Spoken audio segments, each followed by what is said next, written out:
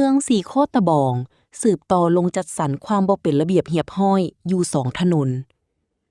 ในวันที่25สิงหาคม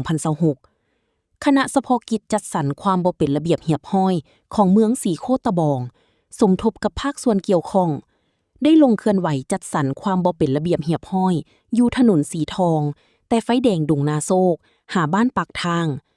และถนนหนองบึกใต้หาถนนหนองบัวทองภายในขอบเขตเมืองสีโคตะบองซึ่งการลงนำพาโดยท่านวรรณเรศพิพักษ์หัวหน้าห้องว่าการปกครองเมืองสีโคตะบองพร้อมด้วยเจ้าหน้าที่และภาคส่วนเกี่ยวข้องเข้าร่วมซึ่งการลงเคลื่อนไหวครั้งนี้โดยเน้นหนักใส่การมั่งป้ายโฆษณาที่บ่ถูกต้องตามระเบียบกฎหมายและเฮ็ดบทบันทึกกับผู้วางขายสินค้าและตั้งห้านค้าที่กวมเอาทางยางหรือพื้นที่สาธารณะ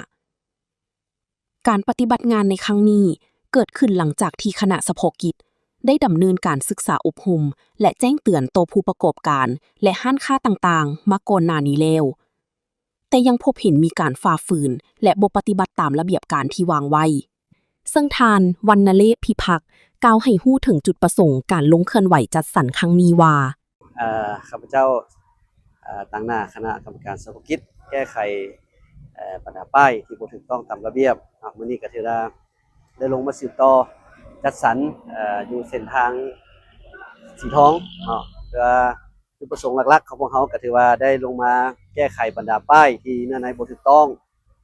และการติดตั้งป้ายที่บ่ได้รับอนุญาตโดยเฉพาะก็แม่นบรรดาป้ายที่ว่าตั้งอยู่แถมเส้นทางฟุตบาททางคนย่างและก็บรรดาโต๊ะเต้นที่ว่าวางไว้อยู่เขตการสัญจรทางฟุตบาทของประชาชนเนาะสำหรับระยะผ่านมาพวกเขาก็ได้ลงไปแก้ไขอยู่เส้นทางหนองบึกหนองบัวทองซึ่งว่าก็ได้พบเห็น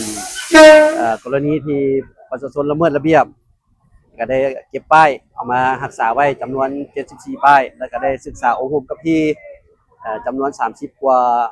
กรณีแล้วก็ได้มีการปรับไหมอยู่3กรณีสำหรับในแผนในต่อหน้าเนาะพวกเขาก็จะได้มีการสืบต่อลงจัดสรรอยู่เส้นทาง13เหนือซึ่งเริ่มแต่3แยกสีไข่ไปจนฮอดตลาดลาอูซี่แล้วก็เส้นทางเต2อยู่แถวบริเวณตลาดเซิงเจี้ยงแล้วก็จุดชุมชนแออัดต่างๆที่เห็นว่ามีความจำเป็นฉะนั้น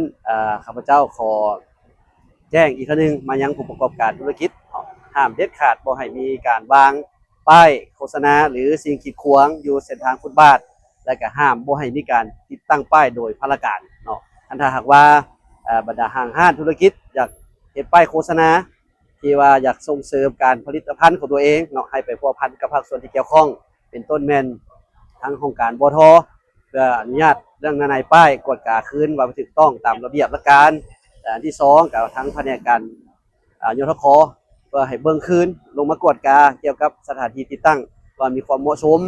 บ่กีดขวางการสัญจรและก็ให้มันถูกต้องตามระเบียบราชการท่านวรรณเรศพิพักษ์กล่าวย้ำเติมว่าจะสืบโตติดตามและกวดกาความเป็นระเบียบเรียบร้อยอย่างต่อเนื่อง